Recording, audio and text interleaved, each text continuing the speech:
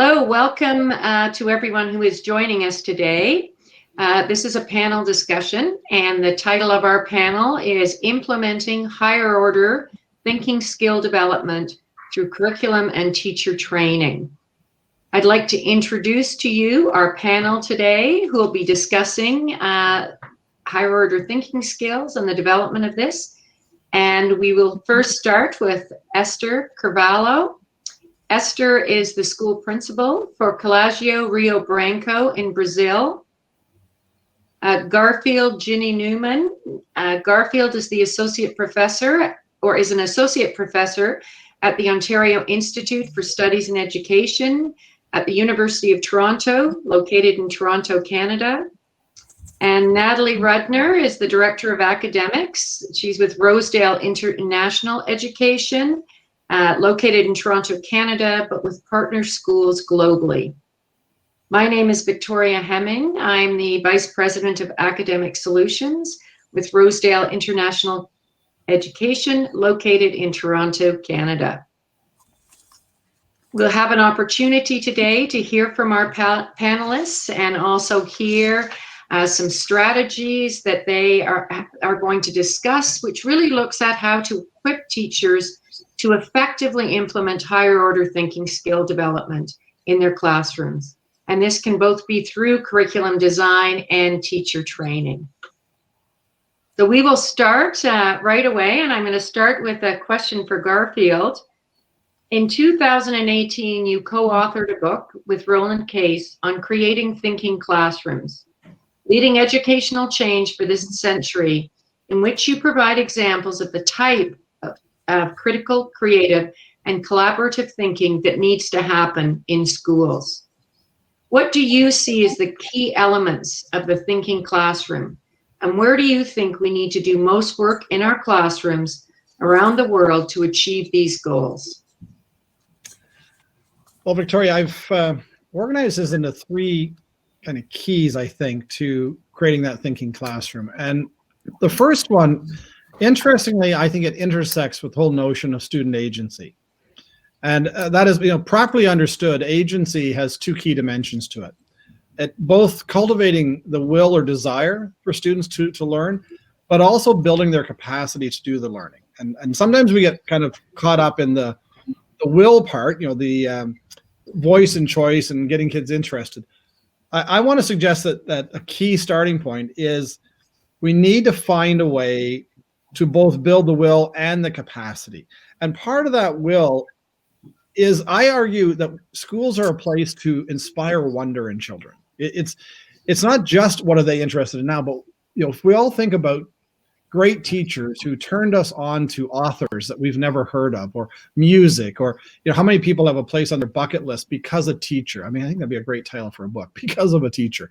That it opens doors. And I think one of the first pieces, how do we inspire wonder? And we do that through rich, meaningful tasks. And then how do we build their capacities to do the thinking? The second thing I'm going to suggest, which will sound like a bit of a challenge to a lot of things that happen in training of teachers, we need to challenge the orthodoxy of Bloom's taxonomy. Bloom's taxonomy proposes that we begin with knowledge and we work our way to the top. And in the 2001 revision, creativity sits at the pinnacle. And I want to suggest, if you truly want a thinking classroom, thinking is the foundation. It's not the pinnacle. It's not what we arrive at after we teach content. It's where the learning begins. So we have to start thinking about, how do we make thinking the foundation for learning and create the invitation to learn, so we launch right off the bat? And I am always amazed how many times I see teaching happen where we first impart information to kids, and once we think we've fed them enough information, we'll now give them a rich task. And that, to me, is fundamentally backwards. If you want a thinking classroom, I want kids thinking from the beginning. And that means creating is not the product of learning, it's the driver for learning. And that leads me to my third point. Starting to recognize and understand that critical thinking is both a powerful pedagogy and provides evidence of deep learning. So often we get that backwards. We teach transmissively, and then we ask a critical thinking question. So it becomes by the way, take a look, and Victoria, you may remember from days in publishing, how many textbooks have the questions ordered from simple retrieval And then the last question will be the hard one. How many units are organized around delivery of content? And at the end of the unit, we'll give you a rich task. Well, if we truly believe in a thinking classroom, thinking is every day. You step foot into the school, thinking is what we do. It's how we learn. It means we learn to problematize simply note-taking. That everything we do invites kids to engage in thinking. And how do we get at that so that kids are learning deep transferable concepts connected to something that matters? And so I think the third piece for me is recognizing critical thinking as a pedagogy, not just one of many goals, but in fact, the vehicle through which we achieve the most important goals. Thank you, Garfield. And I think that takes us nicely into a discussion now with Esther. Esther, as a principal of Colegio Rio Branco, I know you're committed to providing your students with a global education and experience. What did you determine are the biggest challenges in teaching and learning and implementing higher order thinking skills in schools, and some of the pieces that we just heard Garfield speak to?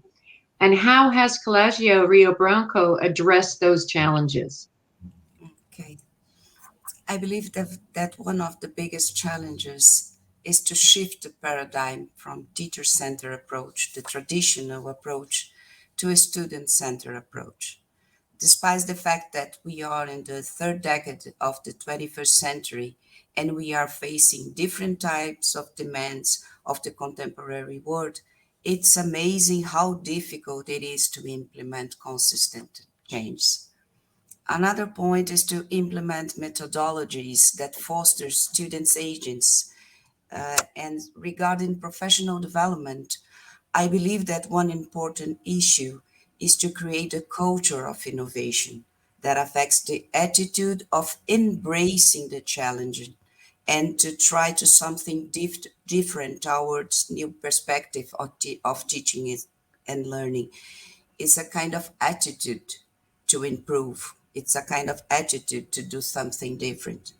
One thing that I've learned in my experience is that the fact that teachers know about new approaches in education doesn't mean that their practice will change. More than knowing about the content, they have to apply and they have to reframe their experience. And it's not so easy to do.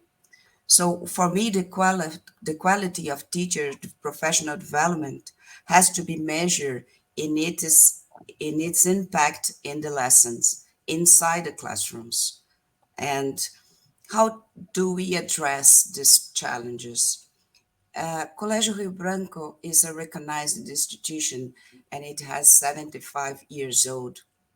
We have a legacy, we have identity, and we've been implementing the curricular innovations respecting that. At the same time, dealing with the organization culture in their objective and subjective dimensions bring us the complexity and the challenge to implement these changes. For us, the nature of innovation is incremental more than disruptive. It demands process management in three dimensions: people development, infrastructure, not only in terms of new resources, but as different way of use the resources that we have, and a clear and shared view of purpose. All the significant changes that we've implemented involve collaborative work from different actors in our schools. We've been creating focus groups with pedagogical and administrative teams. These groups are responsible for studying and developing the fundamentals of what we call pedagogical improvement path, for design and implementation process, including the professional development program, and for regulation this process. Using the management process called work groups, we have been doing important improvements in our schools. That's how we are facing all these challenges. Thank you, Esther, and thank you for bringing us an example of the type of work that you've been doing at your school, really linking to how Garfield framed the higher order thinking skills that we need to be doing globally and working on globally. Natalie, Rosedale is a global solution provider to K-12 schools in implementing higher order thinking skills. That's both through curriculum and also committing to ensuring that teachers are equipped to help students develop these skills. What is Rosedale's approach to help this happen and make this happen? Thank you, Victoria. At Rosedale, we really work in partnership and in collaboration with our international partner schools, and we bring them the curriculum on our digital learning platform. And so for our global high school program, we spend a lot of time developing the courses that our partner schools are going to be able to deliver. So in our course development, we begin with the Ontario Ministry of Education curriculum, which has the higher order thinking skills woven into each and every course. And then we strategically build our online courses to highlight the development and the demonstration of these skills in our students. So each lesson within a course is going to be accompanied by a detailed lesson plan, which we not only talk about the content of the lesson, but we really focus on highlighting the specific expectations for the higher order thinking and providing specific instructional strategies and thinking prompts that our teachers can use to develop and assess the students' higher order thinking. We know that providing the lesson plans, though, is just not sufficient. So to ensure that our teachers are really, truly equipped, we actually require that every teacher who delivers a course within our global high school program participates in our custom teacher training program. And that teacher training program, provides advanced training in how to promote higher order thinking skills through the use of differentiated instructional strategies, student-centered learning, and really helps our teachers understand how to get students to think in their classrooms. We are often dealing with classrooms where they are used to the traditional methods of teaching and not really focused on that student-centered piece. So in our teacher qualification programs or our teacher training programs, we start off with a general qualification program, and then we follow that with an advanced qualification program with focus on subject-specific pieces. And we actually engage subject matter experts to help lead that training for our teachers. The programs are a balance of independent learning, live online sessions, practicum experience, and we actually ask the teachers to choose some of the strategies and demonstrate successful implementation of their learning into their classes. And then we actually have our subject matter experts provide feedback to our teachers. So basically, we sort of start with the curriculum, and then we give the lesson plans, and then we make sure that our teachers have the skills, the experience, and actually get to practice implementing those skills into their classrooms. Thank you, Natalie. What I'd like to do now is to dive a little deeper into a number of themes that each one of you spoke to in your introductory comments. And I'll start with the first question. If I were to walk into a thinking classroom, what would it look like in your context? What would I see? Esther, we'll start with you on this one. Okay. At our school, students have a clear and shared view of learning goals. That is what is expected from them. It's very important that the students know what is expected. Students learn with teachers, with peers, and with the learning environment that has to be intentionally organized in order to foster collaboration, different ways to explore, to analyze, to express new knowledge. As a result, it involves different strategies and methodologies, as well as some knowledge about students' metacognition.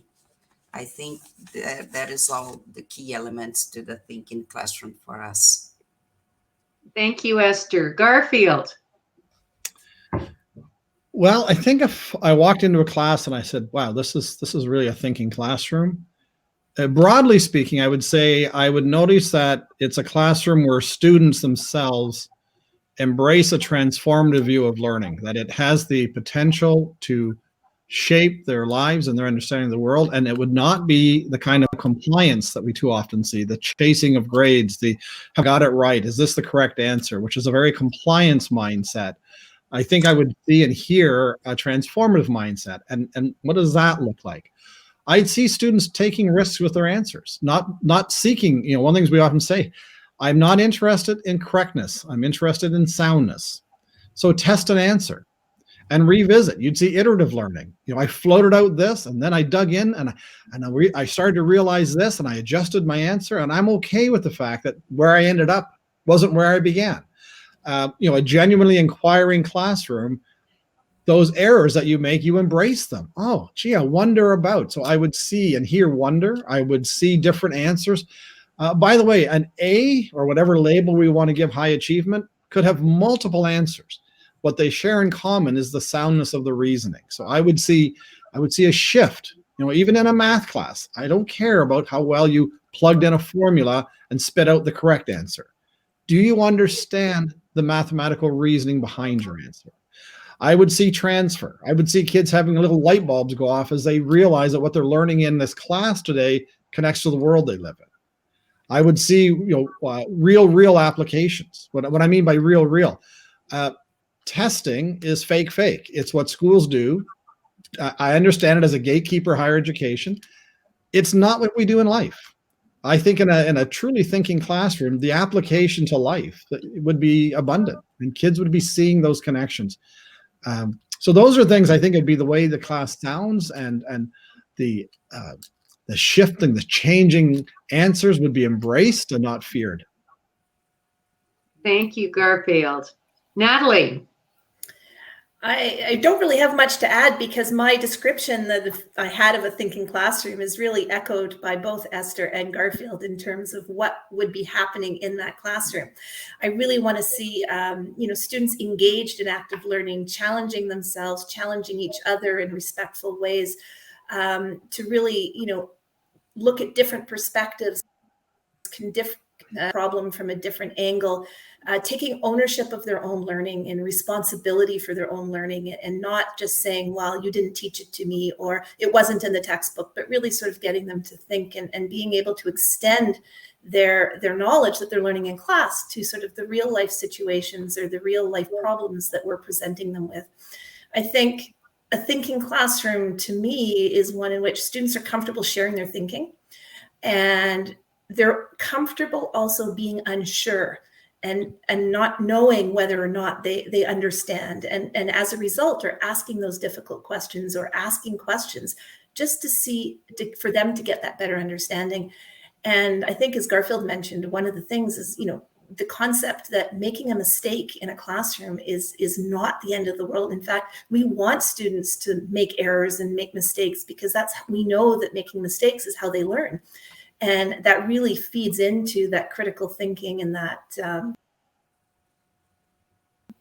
being able to make decisions and judgments and being able to change always just one right answer. And I think, we definitely live in a world right now where there isn't one right answer to solving our problems. And our students need to be comfortable with that uncertainty. So I think anything we can do to promote that within a classroom environment, and, really give students back that sense of wonder, that sense of ownership, that sense of agency, that they actually can make a difference, and that, it's not just a matter of regurgitating what's been said or what they've read, I think is really important. Thank you, Natalie. Each of you spoke to what the classroom would look like. So as we visualize this classroom and think about each of your comments, there was really a shift that you each spoke to, and that's the shift from more traditional teaching approaches, which we're all very familiar with, to methods that really encourage these higher order thinking skills, and also encourage classrooms that operate that way. So how do we do that shift? How do we shift with our teachers that more traditional teaching approach to really an innovative approach which focuses on higher order thinking? Garfield. That could be a long answer, so I'll try to rein it in. I do want to make a connection to assessment, if I could. And lately, I've been thinking about and starting to develop some material around reimagining assessment as kindness. And one of the things I've seen is that assessment is one of the most powerful tools teachers have in their repertoire. Used badly, it can destroy kids. It creates huge anxiety and stress. I mean, if we're serious about well-being, then we really have to rethink assessment. And we have to see assessment. By the way, assessment comes from the Latin meaning to sit beside, to sit alongside. Evaluation means to sit in judgment. If we truly want to create a kind classroom, our assessments need to guide students. They need to be kind. They need to help students see without penalty. And I think far too often, even after 20 years of formative and summative, so many formatives are still judgments. They're still, let's pause and have a quiz, but I just won't count it towards your mark. That is still judging, and kids still feel judged. So I think we have some work to do. And part of that work, I just published a chapter a week or two ago in a global education book, actually, where we developed the notion of a double helix of learning, where we want to find how we bring seamless integration of instruction and assessment together. That so often they run as parallels. We're going to instruct, and then we'll pause and assess. And then we'll instruct some more, and then we'll pause and assess. And by the way, across Canada, virtually, I think every ministry that I know, the assessment branch and the curriculum branch are different branches. They don't even talk to each other that well. So, we've got a problem when assessment and by the way, I teach a course at OISE in assessment, separate from my methods course. Always strikes me as a bit problematic. Like, why is assessment and instruction not seamlessly connected? And helping teachers find ways that assessment is what you do on a daily, seamless way is, I think, a really important piece. I have some other pieces, but I think I'll let others jump in on that. But I did want to kind of, from an assessment frame, as long as, we have these high stakes assessments that are grounded in correctness, good luck convincing kids day to day that they should just engage in thinking, when at the end of the day, I'm going to measure you with a test that doesn't do that. So we really have to align how we practice assessment and what we're assessing, and if we're going to get there. Thank you, Garfield. Natalie? I would agree with Garfield that really it does come down to the assessment and evaluation of student learning. I think we really need to take a close look at what we're valuing as teachers in the classroom. And I think that we still, even after, as Garfield said, years of trying to do formative and summative assessments, we still come back down to the fact that at the end of the day, teachers still want and tend to look for the right answer without actually really thinking about how the student got there. And so I think we, really need to look very closely at what we're asking students to do and what the purpose of what we're asking them to do in the classroom is, because a lot of the assessments that we do ask really is about testing what students are able to remember and regurgitate rather than where they're actually thinking. And I think we need to really think about the questions we ask students, which means that we have to improve our ability to question students and ask the right questions in classrooms as teachers. I think we need to look at opportunities within our curriculum to really say, okay, how can we engage the students in thinking, on a particular topic that will allow them to meet the expectations with respect to content and with respect to the things they need to know, but that will actually give them an authentic opportunity to think. And then how can we actually assess that? And how can we help them in that process of being able to think? And I think we tend to forget that learning is a journey, and we tend to really get stuck on that last piece, right, which is the right answer. And I think we really need to focus our assessments on more of the journey and the processes and the thinking that goes along to getting to that final answer, rather than putting all of our faith in that right answer as determining whether or not a student has met expectations. Thank you, Natalie. Esther? I think we have to reframe the way that we think about teachers' development. Teachers as learners, teachers as an adult learners. And here in Rio Branco, we do that, promoting professional development experience that encourage the teachers to reflect about their practice in different ways that they are used to, because somehow it's very difficult to think about assessment in a different way. And I think the sharing practice practices among teachers is a very important way to build a sense of competence and of belonging, dealing with real problems and celebrating small victories, because it's very difficult to shift this paradigm that Garfield and Natalie said about assessment evaluation. And we don't change this paradigm only because we believe in different things. We have to improve the experience of teachers as adults, as learners, in order to promote different ways of thinking in classrooms, and their classroom is not so easy. But I think sharing practice is one of the biggest ideas to do this. Thank you, Esther. Each of you spoke to the area of assessment, and this third question is really going to drill down a little bit further on assessment. And it looks at, how do we know that students have developed these higher order thinking skills? So in context of how you spoke about paradigm shifts for assessment, how will we know that students have developed higher order thinking skills? And what are our measures for success, and how do we track them? And we're going to start, Esther, with you. Yeah. I think we have to use different kinds of assessments, not the usual one. In terms of formative assessment, we can use rubrics that describe the progressive leaf of elements that are expected to be developed in a specific or more comprehensive areas. I think it's a good instrument to do this. Project-based learning is an effective method to promote inquiry, inference, connection among facts and concepts, and to apply the outcome in different ways. Mainly, I think we have to go deeper in different instruments in order to see the higher order thinking skills. Thank you. Natalie.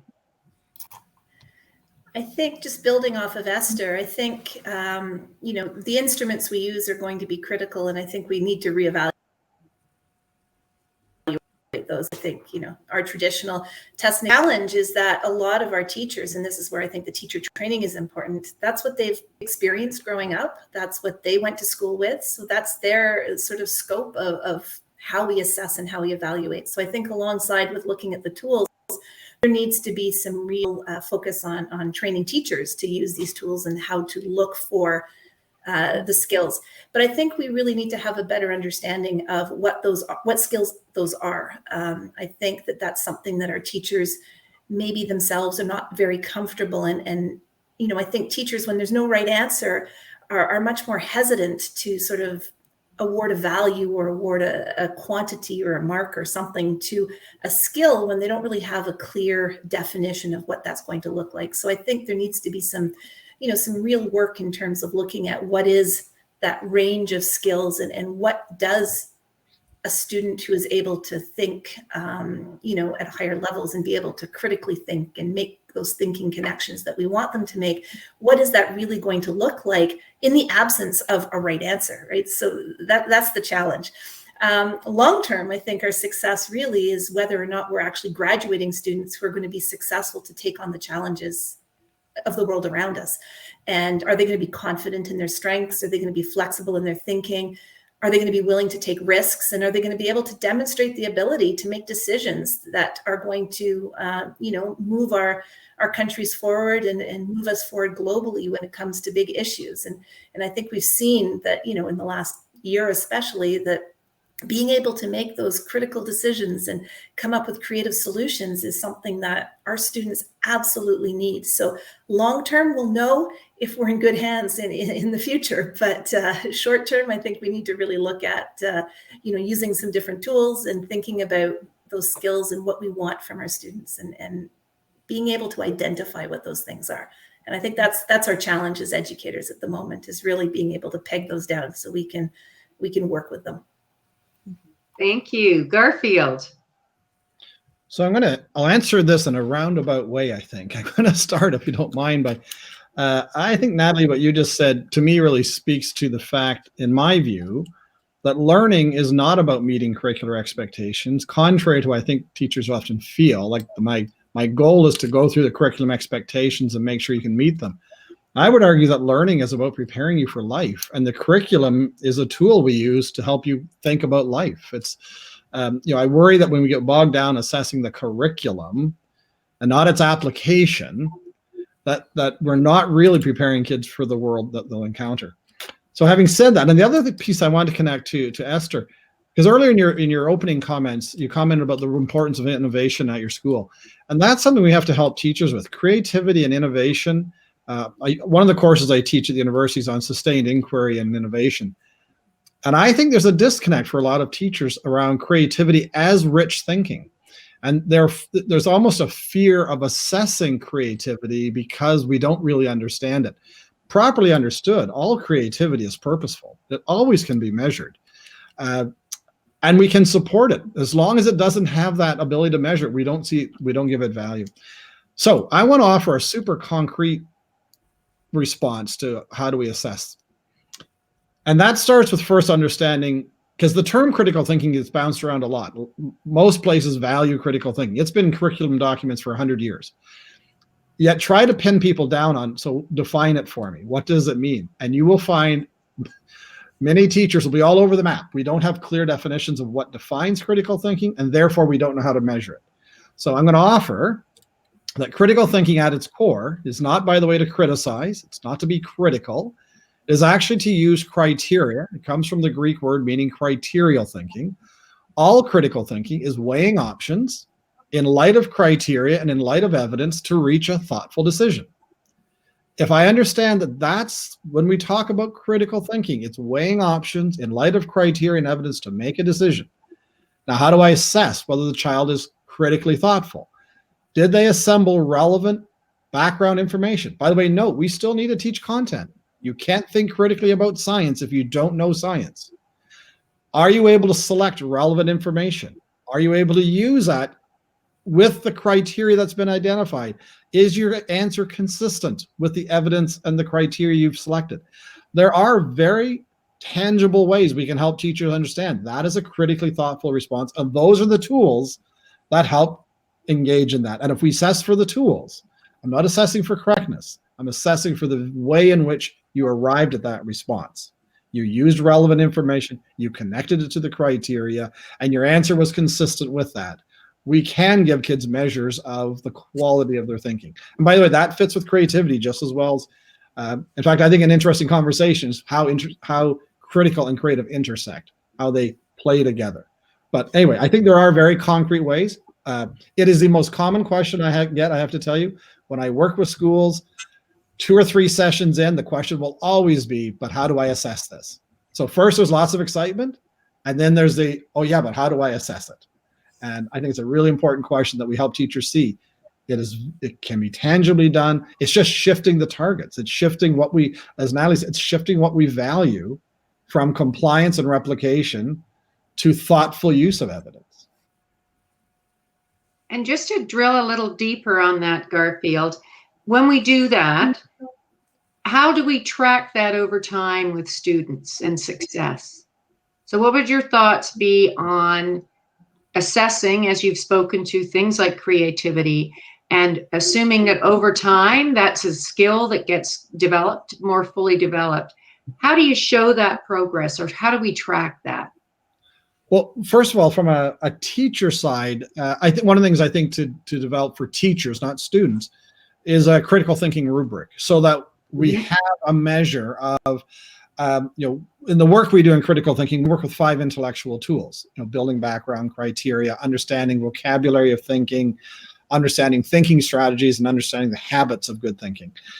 Well, if we have a teacher rubric to say, where is the child on a continuum from just beginning to showing, and then giving those indicators, what does that look like when you're at a high level of those 5 areas? So we break it down into 5 key intellectual tools, and then we distinguish what that looks like Is it happening occasionally? And we begin giving some language to it so teachers can say, I can see progress over time.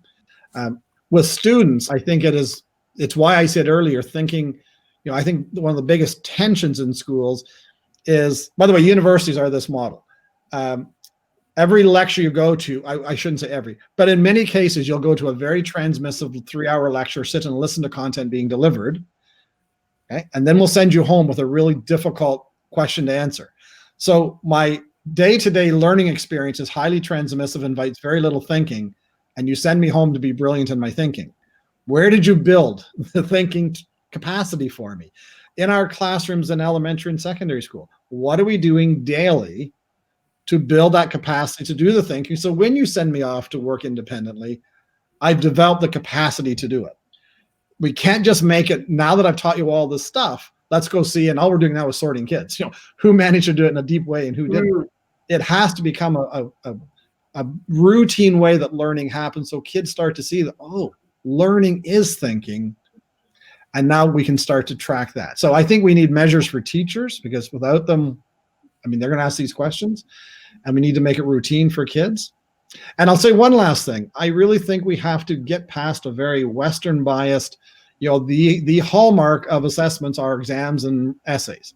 There are multiple ways kids can demonstrate deep, thoughtful understanding from podcasts and blogs and artistic and fiction and art. And I just think we have not valued the diversity of ways kids can demonstrate deep learning. We tend to default back to some very traditional forms as the ultimate, the science lab, the essay, the book report.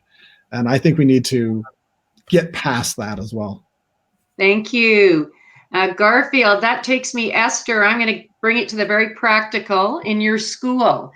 As Garfield spoke to the types of things we would see when we want to look at how we really track those higher order thinking skills, do you have some thoughts on what you've been doing in your schools where you were able to do this?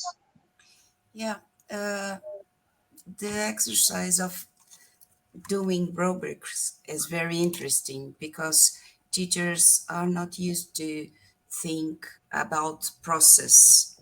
How do we expect in each level of this kind of development? And it's very interesting because we've been implementing rubrics in different ways. Some teachers build their rubrics, other ones use rubrics prepared. And it has been a very interesting process. And when they share about their experience using this kind of instruments, it's very interesting because they think that it's possible. They see that it's possible to see the process, the learning process being assessed in other ways. It's very interesting. We've been using a lot of rubrics and we are learning to do this step by step.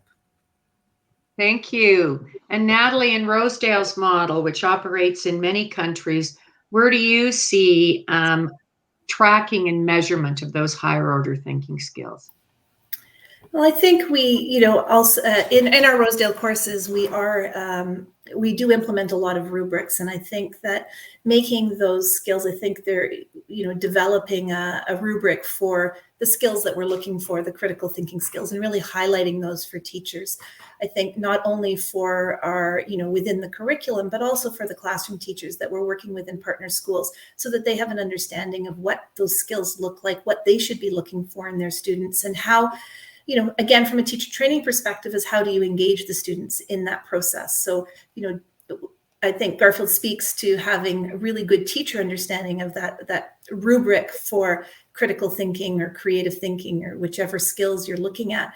But I think there's also the importance of, not changing the game on students either, right? So making sure that once that's established, that every teacher has a common understanding and that every student has that understanding as well, so that they know exactly when a teacher says, oh, well, you didn't do this, or you didn't show me evidence of this, they know exactly where they need to improve and where they need to move forward. So we strive to work towards in terms of having a rubric that students will understand and that teachers will understand, and that hopefully we can build that. I know, we don't specifically have a critical thinking one at the moment, but that is something that we are looking into developing so that our students will have that, that framework so that we can actually provide meaningful feedback and track some progress for our students in that domain. So still to come, but we're working on it.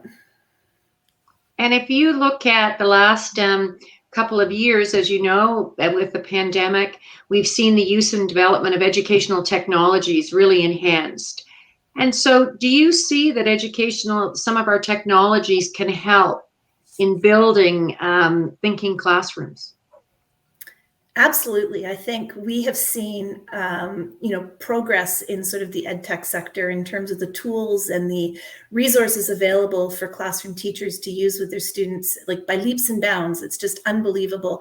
Things that 2-3 years ago would have been impossible, where you've got platforms now where students can share and have dialogues online and exchange ideas in real time or even asynchronously. Those didn't exist, or if they did exist, they were very clunky and they were very difficult to access. So I think the pandemic has really allowed us to, or has really demonstrated that, both teachers and students now can really, there are tools that allow for collaboration, allow them to get together and actually work on real issues and gather different perspectives from all over the world, use, those tools in authentic ways, because again, the amount of tools or the number of tools that have sort of evolved in the last 2 years is really, really critical. So I think if we're looking at thinking classrooms and developing thinking classrooms, advantage of these tools that are now out there and available to everybody working in the field. Why should our students not have access to the same types of tools that people really working in these areas are using? Why should our students not be able to collaborate the way that people are really collaborating in real time to deal with real issues? I think, those rules of in-person collaboration have changed. And I think we owe it to our students to bring them into the classroom to allow students to experience that. Thank you, Natalie. Esther, do you have examples that you've seen over the last couple of years where you've seen technology assist in really bringing alive the thinking classroom? In Brazil, we faced a long period of this virtual school. More than 8 months, the children stayed at home and teachers as well. And we had to redesign the learning process using the tools. And, it was not about only technology, it was about people who were prepared to face this transposition, not only using the same methods and the same languages that we used in the presential school that we learned, that we have had. And one of the most important thing that we've done was redesign the literacy process with small children. We have to improve our skills in order to promote the environment to foster the literacy environment in order so the children could learn. It was very important for us. It was a milestone in our work, for instance. And we've been using a lot of language, a lot of resources, podcasts, forum, a lot of resources in order to promote this kind of transposition. In terms of small children, it was a big challenge that we faced. And, one of the things that we've lived is that we didn't know if it was better or worse. We knew that it was different and how to improve this kind of learning environment in order to children could learn to be literate. Thank you, Esther. And Garfield, any final thoughts on how technology really allows us to create and transform into thinking classrooms? Well, I suppose a caution. I think the pandemic did shine a spotlight on the role of technology, but it also shines the spotlight on how vital the pedagogy is. I have seen the misuse of technology as much as I've seen it used. Interactive whiteboards, colossal waste of money. Reinforced teacher-centered, stand at the board. Kahoot. Basically, it's multiple choice questions. If they're not rich questions, I don't know how that's advanced the learning. I've seen a lot of uses of technology that embrace an outdated pedagogy. So I would argue, the TPAC model, the technological pedagogical content knowledge, is really important. How are we using the technology in ways that promotes rich critical thinking? And I would argue it's more important than ever with the amount of misinformation, the amount of overwhelming sources for students. One of the areas I'm working in lately is in curatorial thinking. And how do we get kids to thoughtfully select, understand, and share their learning through a critical thinking model so that they become curators of their knowledge? Simply setting kids free onto the internet to find information is extremely dangerous. So I would agree. I think the word potential is the right word to use here. Technology is a curiosity amplifier. It has the potential to do all kinds of wonderful things. It also has the potential to suck kids into misinformation and lies. And the last few years between the Trump presidency and the pandemic, it's a scary world. And I think educators have a role to play to say, let's make sure we seize on the potential of technology and don't assume that just using technology will necessarily get you there. And that would be my caution. Thank you. Thank you. Last thing that I'm going to ask you, in one word, what does transforming education mean to you? Esther. Collaboration. Thank you. Garfield. Prospective thinking. Sorry, that's 2 words, but. And Natalie. Empowerment. Thank you to our panelists. I want to thank our audience today for your participation, and I especially want to thank our panelists. Thank you, Esther, Garfield, and Natalie, for your insights and wisdom related to our topic today of higher order thinking skills.